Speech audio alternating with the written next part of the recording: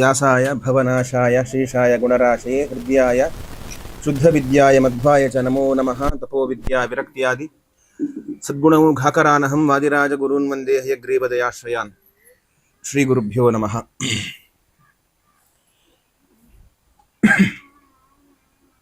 ನಮ್ಮಲ್ಲಿ ಕೆಲವರಿಗೆ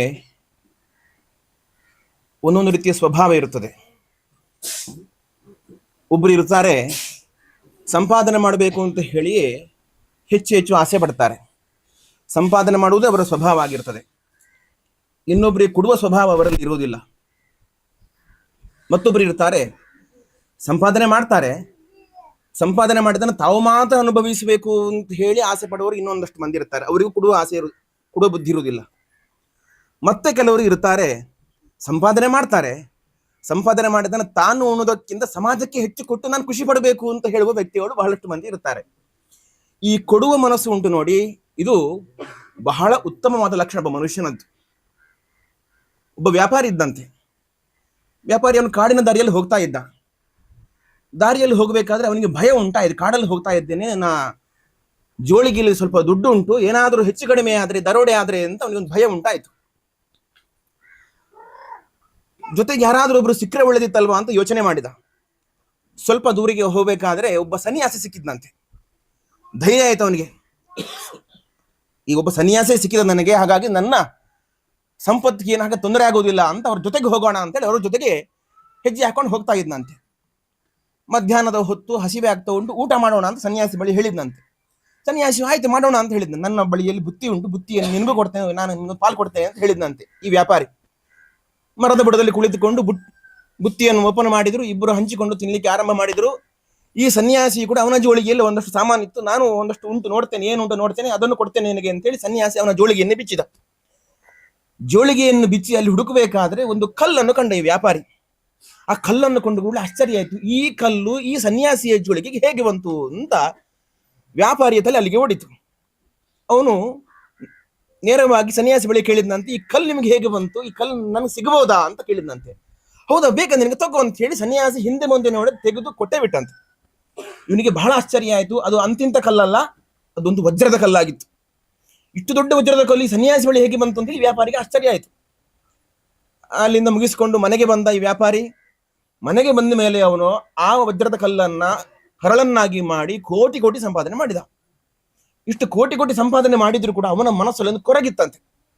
ಇವತ್ತು ನನ್ನ ಈ ಪರಿಸ್ಥಿತಿ ಕಾರಣ ಆ ಸನ್ಯಾಸಿ ಕೊಟ್ಟಂತಹ ಕಲ್ಲು, ಆದರೆ ನಾನು ಸನ್ಯಾಸಿಗೊಂದು ಕೃತಜ್ಞತೆಯನ್ನು ಹೇಳದೆ ಬಂದಿದ್ದೇನಲ್ವಾ ಅಂತೇಳಿ ಮನಸ್ಸಲ್ಲಿ ಅವನಿಗೆ ಕೊರಗಿತ್ತಂತೆ. ತನ್ನ ಎಲ್ಲ ಶಿಷ್ಯರಿಗೆ ಹೇಳಿದ, ಆ ಸನ್ಯಾಸಿ ಕಂಡ್ರೆ ಕರ್ಕೊಂಡು ಬನ್ನಿ ಎಲ್ಲಿಯಾದ್ರೂ ನೋಡಿ ಅಂತ. ಶಿಷ್ಯರೆಲ್ಲ ಹುಡುಕಾಡ್ಕೊಂಡು ಹೋದ್ರು. ಹುಡುಕಾಡ್ಕೊಂಡು ಹೋದಾಗ ಒಂದು ಕಾಡಲ್ಲಿ ಸನ್ಯಾಸಿಗಳು ಹೋಗ್ತಾ ಇರೋದನ್ನ ಕಂಡ್ರು. ಬಂದು ವ್ಯಾಪಾರಿಗೆ ಬಂದು ಹೇಳಿದ್ರ, ನೀವು ಹೇಳಿದ ಸನ್ಯಾಸಿ ಕಾಡಲ್ಲಿ ಹೋಗ್ತಾ ಇದ್ದಾರೆ ನೋಡಿ ಅಂತ. ಈ ವ್ಯಾಪಾರಿ ನೇರವಾಗಿ ಅವನ ಸನ್ಯಾಸಿ ಬಳಿಗೆ ಹೋದ. ಸ್ವಾಮಿ, ನನ್ನ ಪರಿಚಯ ಆಯ್ತು ನಿಮಗೆ, ಈ ಹಿಂದೆ ನಾನು ನಮ್ಮ ಕಾಡಲ್ಲಿ ಬಂದಾಗ ನಿಮ್ಮೊಟ್ಟಿಗೆ ನಾನು ಊಟ ಮಾಡಿದ್ದೆ ಅಂತ. ಸನ್ಯಾಸಿ ಹೇಳಿದ್ನಂತೆ, ನಾನು ಸಂಚಾರ ಮಾಡಬೇಕಾದ್ರೆ ಯಾರ್ಯಾರ ಜೊತೆಗೆ ಇದ್ದೇ ಇರ್ತಾರೆ, ಮತ್ತು ಅವರೊಟ್ಟಿಗೆ ನಾನು ಊಟನೂ ಮಾಡಿರುತ್ತೇನೆ, ಗೊತ್ತಿಲ್ಲ ಇರ್ಬೋದೇನೋ ಅಂತ ಹೇಳಿ ಸನ್ಯಾಸಿ ಹೇಳಿದ್ರಂತೆ. ಅಲ್ಲ, ಅಷ್ಟು ಮಾತ್ರವಲ್ಲ, ನೀವು ನನಗೊಂದು ಕಲ್ಲು ಕೊಟ್ಟಿದ್ರಿ, ಅದೊಂದು ಬಹಳ ಅಮೂಲ್ಯವಾದ ಕಲ್ಲು, ಅದು ಅಂತಿಂತ ಕಲ್ಲಲ್ಲ, ಅದೊಂದು ವಜ್ರದ ಕಲ್ಲಾಗಿತ್ತು ಅಂತ ಕೂಡ ವ್ಯಾಪಾರಿ ಹೇಳಿದ್ನಂತೆ. ಹೌದಾ, ನಾನು ಕಲ್ಲು ಕೊಟ್ಟಿದ್ನ, ಹೌದಾ, ಸರಿ, ಹಾಗಾದ್ರೆ ಇನ್ನೊಂದು ಕಲ್ಲು ಉಂಟಾ ನೋಡ್ತೇನೆ ಅಂತೇಳಿ ಜೋಳಿಗೆ ಕೈ ಹಾಕಿದ್ರಂತೆ. ಅದಕ್ಕೆ ಆವಾಗ ಆ ವ್ಯಾಪಾರಿ ನಮಸ್ಕಾರ ಮಾಡಿಬಿಟ್ಟಂತೆ. ಸ್ವಾಮಿ, ನಂಗೆ ಇನ್ನೊಂದು ಕಲ್ಲು ಕೊಡಬೇಡಿ, ಹೇಳಿದಾಕ್ಷಣ ಕೊಡುವ ಮನಸ್ಸು ಬಂತು ನೋಡಿ, ಅಂತಹ ಮನಸ್ಸಿದ್ರೆ ನನಗೆ ಕೊಡಿ ಅಂತ ಹೇಳಿದ್ನಂತೆ. ನೋಡಿ, ಎಲ್ಲವನ್ನು ಪಡೆಯಬೇಕು ಹೇಳುವುದು ಮನುಷ್ಯನ ಸಹಜ ಸ್ವಭಾವ. ಆದ್ರೆ ಇದನ್ನು ಮೀರಿ ಇನ್ನೊಬ್ಬರಿಗೆ ಕೊಡಬೇಕು ಹೇಳುವ ಮನಸ್ಸುಂಟು ನೋಡಿ, ಇದು ಮನುಷ್ಯನ ಅತ್ಯಂತ ದೊಡ್ಡ ಸ್ವಭಾವ, ಅತ್ಯಂತ ಉತ್ತಮವಾದ ಲಕ್ಷಣ. ಈ ಸ್ವಭಾವವನ್ನು ನಾವು ಬೆಳೆಸ್ಕೊಳ್ಬೇಕು. ನಮ್ಮ ಮಧುಸೂದನ ಪುತ್ರಾಯರು ಒಂದರ್ಥದಲ್ಲಿ ಹಾಗೆ, ಅವರಿಗೆ ಕೊಡುವ ಮನಸ್ಸು ಬಹಳ ದೊಡ್ಡದು. ನನಗೆ ಅನಿಸಿದ ಮಟ್ಟಿಗೆ ಅವರ ಇಷ್ಟು ವರ್ಷದ ಜೀವನದಲ್ಲಿ ಅವರು ಕೊಟ್ಟದ್ದು ಗೊತ್ತಾಗಿದ್ದಂದ್ರೆ ಇದೊಂದು ಮಾತ್ರ ಅಂತ ಅನಿಸಿದೆ. ಅವರು ಗುಟ್ಟಲ್ಲಿ ಕೊಟ್ಟದ್ದು ಬಹಳ ಉಂಟು. ಪ್ರತಿ ಬಾರಿ ಕೊಡಬೇಕಾದ್ರೂ ಕೂಡ ಯಾರಿಗೂ ಹೇಳುವುದು ಬೇಡ, ಗೊತ್ತಾಗೋದು ಬೇಡ ಅಂತ ರಹಸ್ಯವಾಗಿ ಎಷ್ಟೋ ಮಂದಿ ಕೊಟ್ಟಿದ್ದಾರೆ. ಎಲ್ಲಿಯವರೆಗೆ ಹೇಳಿದರೆ ತಗೊಂಡವನಿಗೂ ಇದು ಯಾರಿಂದ ಬಂತು ಅನ್ನೋದು ಗೊತ್ತಿಲ್ಲ ಅಂಥದ್ದು ಸುಮಾರು ಮಾಡಿದ್ದಾರೆ. ಈ ಹಿಂದೆ ಕೋವಿಡ್ ಸಮಯದಲ್ಲಿ ಯಾರು ಅಶಕ್ತರಿದ್ದಾರೆ ಹೇಳಿ ಸ್ವಾಮಿ ಅಂತ ನನ್ನ ಹತ್ರ ಬಂದು ಇಬ್ಬರ ಅಕೌಂಟ್ ನಂಬರ್ ತಗೊಂಡು ತಿಂಗಳು ಅವರಿಗೆ ಕಷ್ಟ ಇದೆ ಅಂತೇಳಿ ಹಾಕಿದ್ದು ಉಂಟು. ತಗೊಂಡ ವ್ಯಕ್ತಿಗೂ ಇದು ಯಾರು ಕೊಟ್ಟದೊಂದು ಗೊತ್ತಾಗಬಾರದು ಅಂತ ಹೇಳಿ ಕೊಟ್ಟಿದ್ದಾರೆ ಅವರು. ಅಂತಹ ಮನಸ್ಸವರು ಅಂದ್ರೆ ಇನ್ನೊಬ್ಬರಿಗೆ ಕೊಡಬೇಕು ಹೇಳುವಂತಹ ಆ ಸ್ವಭಾವ ಬಹಳ. ಅದು ಅವರ ಮನೆಯಲ್ಲಿ ಸಹಜವಾಗಿ ಎಲ್ರಿಗೂ ಬಂದಿದೆ. ಅವರ ಮನೆಗೆ ಹೋದ್ರೆ ಒಳ್ಳೆಯ ಆತಿಥ್ಯ, ಬಂದವರಿಗೆಲ್ಲ ಹೊಟ್ಟೆ ತುಂಬ ತಿನಿಸಿ ಗಳಿಸಬೇಕು. ಯಾರೇ ಬರಲಿ ಹೊಟ್ಟೆ ತುಂಬ ತಿನಿಸಿ ಗಳಿಸಬೇಕು. ಅವರ ಮನೆಯಲ್ಲಿ ಆ ತಿಂಡಿಗಳ ಪೊಟ್ಟಣ ಅದ್ರದ್ದು ರೆಡಿ ಇರ್ತದೆ. ಅದು ಎಲ್ಲ ನಮ್ಮ ಕಲಾರಂಗದವರಿಗೆ ಗೊತ್ತಿದೆ. ಅಂದ್ರೆ ಅಷ್ಟು ಆತಿಥ್ಯ.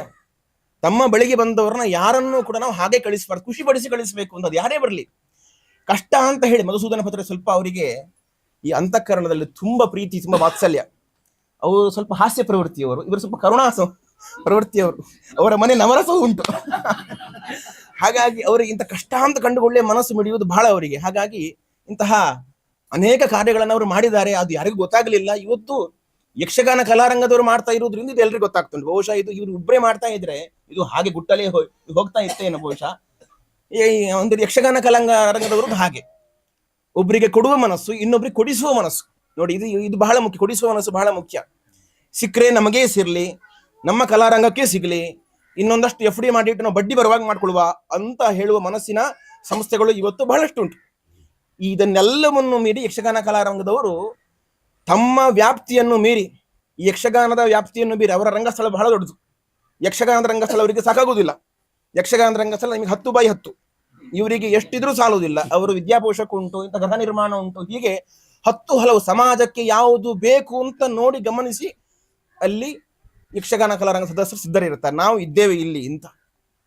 ಅವರು ಅಂದ್ರೆ ಯಾವುದೇ ರಾಜಕೀಯಕ್ಕೆ, ಪುತ್ರರು ಹೇಳಿದ್ರು, ಅವರು ಯಾವುದೇ ರಾಜಕೀಯಕ್ಕೆ ಹೋಗುವುದಿಲ್ಲ, ಮತ್ತೆ ಇನ್ಯಾವುದೋ ರೀತಿಯ ಈ ಲೂಸ್ಟಾಕ್ ಮಾಡುವುದಿಲ್ಲ. ಸಭ್ಯವಾದ ಸಂಸ್ಥೆ ಅಂತ ಅನಿಸಿ ಕಾರಣ ಏನು ಹೇಳಿದ್ರೆ, ಈ ಸಂಸ್ಥೆಯ ಪ್ರತಿಯೊಬ್ಬ ಸದಸ್ಯರು ಕೂಡ ಬಹಳ ಸಭ್ಯರು, ಸಭ್ಯಸ್ಥರಿರುವಂತಹ ಏಕೈಕ ಉಡುಪಿಯ ಸಂಸ್ಥೆ ಅಂತಂದ್ರೆ ಅದು ಯಕ್ಷಗಾನ ಕಲಾರಂಗ ಅಂತ ನಾವು ಹೆಮ್ಮೆಯಿಂದ ಹೇಳ್ಬೋದು. ಎಷ್ಟೋ ಸಂಸ್ಥೆಗಳು ನೋಡಿದ್ದೇನೆ ನಾನು, ಒಂದಲ್ಲ ಒಂದು ರೀತಿಯ ಕಾಂಟ್ರವರ್ಸಿ ಮಾಡಿಕೊಂಡ ವ್ಯಕ್ತಿಗಳೇ ಅಲ್ಲಿ ಅಧ್ಯಕ್ಷರು, ಉಪಾಧ್ಯಕ್ಷರು, ಕಾರ್ಯದರ್ಶಿಗಳು ಆಗಿರ್ತಾರೆ. ಎಲ್ಲ ಹಗರಣಗಳನ್ನು ಮಾಡಿಕೊಂಡವರೇ. ಆದ್ರೆ ಇಲ್ಲಿರುವ ಪ್ರತಿಯೊಬ್ಬ ಸದಸ್ಯನೂ ಕೂಡ ಯಾವುದೇ ಹಗರಣ ಇಲ್ಲ, ಶುದ್ಧ ಚಾರಿತ್ರ್ಯ ಉಳ್ಳಂತ ವ್ಯಕ್ತಿಗಳೇ ಈ ಸಂಸ್ಥೆ ನಡೆಸ್ತಾ ಇರುವುದರಿಂದ ಇಷ್ಟು ಪಾರದರ್ಶಕವಾಗಿ 66 ಮನೆಯನ್ನ ಕೆಲವು ವರ್ಷಗಳಲ್ಲಿ ಸಮಾಜಕ್ಕೆ ಮುಟ್ಟಿಸ್ಲಿಕ್ಕೆ ಆಗಿದೆ. ಅವರು ಹೇಳಿದ್ರು 67 ಆಗ್ಬೇಕಿತ್ತು, 66 ಅಂತ ಅಂದ್ರು. ಅದು 66 ಆಗಿದ್ದು ಕರೆಕ್ಟ್ ಆಗಿದೆ. ನಮ್ಮ ಮಧುಸೂದನ ಪುತ್ರರಿಗೆ ಈಗ 66 ಈಗ ಆರಂಭ, 66 ಆರಂಭ. ಹಾಗಾಗಿ 66ಕ್ಕೆ ಆಗಿದ್ದು ಬಹಳ ಸೂಕ್ತ. ಮತ್ತೆ ಅವರ ಹೆಂಡತಿ ಹೆಸರಿನಲ್ಲಿ ಮಾಡಿದ್ದಾರೆ.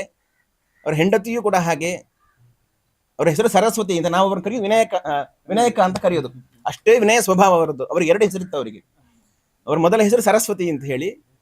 ಅವ್ರು ನಿಜವಾಗಲೂ ಆ ಹೆಸರಿಗೆ ಅವರು ಅನ್ವರ್ಥವಾಗಿ ಇದ್ದವರು. ಅವರು ಅಷ್ಟು ಒಂದು ಒಳ್ಳೆಯ ಸ್ವಭಾವ ಅವರದ್ದು. ಅವರ ಹೆಸರಿನಲ್ಲಿ ಈ ಒಂದು ಮನೆಯನ್ನು ಅವ್ರು ಮಾಡಿಸಿಕೊಟ್ಟಿದ್ದಾರೆ.